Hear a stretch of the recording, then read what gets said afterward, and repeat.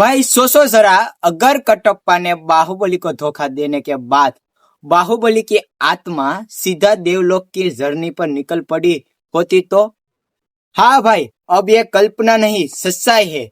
Baahubali the internal war भाग 1 trailer आ चुका है यूट्यूब पर, और मैं तुम्हारा दोस्त हार्दिक सिंगर। चलो जानते हैं इसके बारे में। भाई ये वही ट्रेलर है जो बाहुबली द एपिक के समय दिखाना चाहिए था, लेकिन कुछ जगह दिखाया गया, कुछ जगह नहीं। मतलब नाइंसाफी हो गई है हमसे। लेकिन अब ऑफिशियल ट्रेलर आ चुका है यूट्यूब पर, वो भी तेलुगु और हिंदी वर्जन में, दोनों में उपलब्ध है यूट्यूब पर।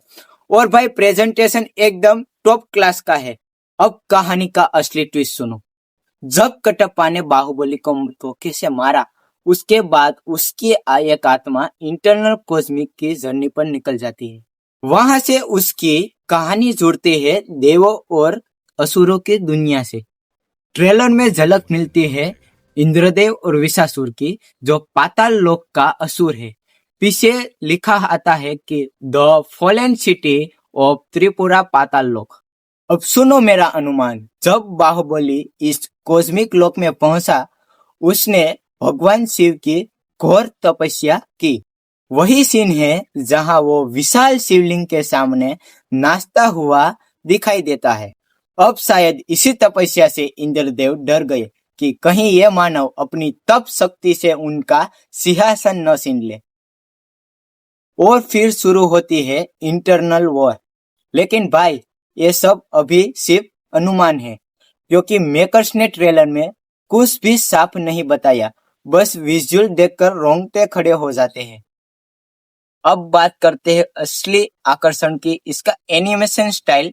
भाई ये सच में भारत का स्पाइडर वर्स मोमेंट है। एनिमेशन इतना शानदार और अलग है कि नेटफ्लिक्स की आर्केन सीरीज याद आ जाती है।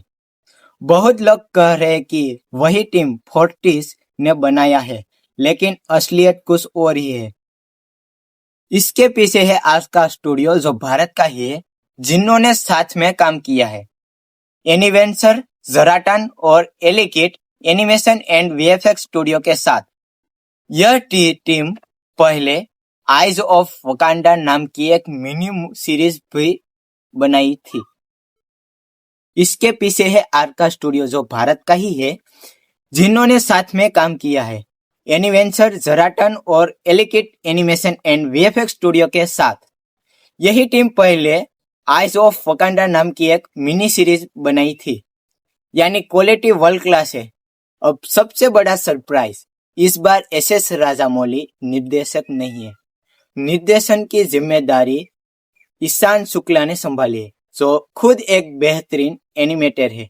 2016 में उनकी शॉर्ट फिल्म सिरकोवा ऑस्कर अवार्ड तक पहुंची थी और कई सम्मान जीत चुकी है। मतलब बाहुबली का भविष्य एक सही हाथों में है। अब सवाल उठता है, तो राजामौली का क्या रोल है? भाई वो प्रेजेंटर के तौर पर, यानी नाम और आइडिया उनका है, लेकिन पूरा निर्माण ईशान शुक्ला करेंगे। मतलब बाहुबली का ब्रह्मांड अब भी राजामौली सर की सोच के साये में है।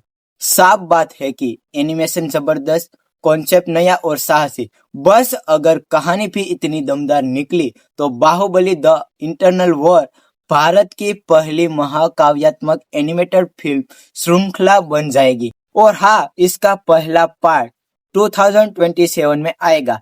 तारीख अभी बताई नहीं है, लेकिन एक्साइटमेंट पहले से आसमान पर है।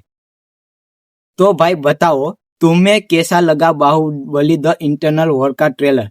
कमेंट में जरूर बताना। और अगर वीडियो अच्छा लगा हो तो लाइक करो, शेयर करो और सब्सक्राइब करो। मैं हूं हार्दिक सिंगर और हमारी मुलाकात बार बार होगी। जय श्री राम।